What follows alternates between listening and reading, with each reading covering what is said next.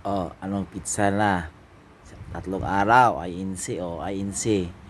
Welcome 2006 payment ug BIR. Oh, ilang kayo membro ng INC. Yung iba negosyante, yung iba ano professional o di magbayad ng kayong tax. Tapos ngayon, kukunin ulit ni Marcos yan. Ngayon, mag-high blood kayo sa social media at saka TV station. Yun, nagdipinsa yung mga ano, yung corruption, yung investigation. Nako, mamamatay lang kayo. Si Marcos, hindi matatabang kapal ang mukha. Tuloy ang ligayan ng corrupt. O, bilyon, trilyon. O ngayon, magrally naman kayo ulit. 3 araw. Ay, insi na naman. Oh, yung iba naman dyan, maka-BBM din. Wow.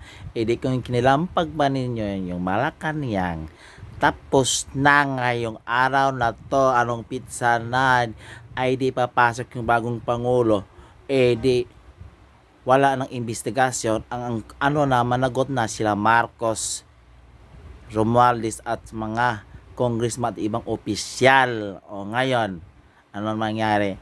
Imbestiga, twist. Oh, di tuloy yung ligaya nila. Corrupt, malit-malitang kwarta. Ngayon kagalit-galit kayo, pisrali. Diretso sana kayo sa Malacanang, yung ginawa sa ibang bansa para bumaba talaga si Marcos. O ngayon, tuloy ligaya.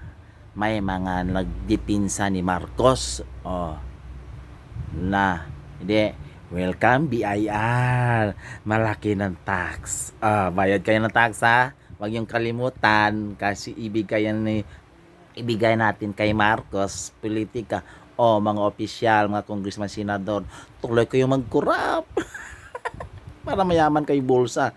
Kasi yung taong bayan, maghihirap naman ulit. Yan, yung taong bayan, hindi kasi nagising eh. Ayan, yung mga adik, marami na. Pisrale. Walang pisrale. Kung sino mang mamamatay, hero sila dun. Sana kinlampag ninyong Malacanang. Yan na. Tuloy yung kurap. Tuloy yung kurap. Mag ano na kayo. Magpolitiko na kayo para budlot ang bulsa. Ito naman to. Buisit.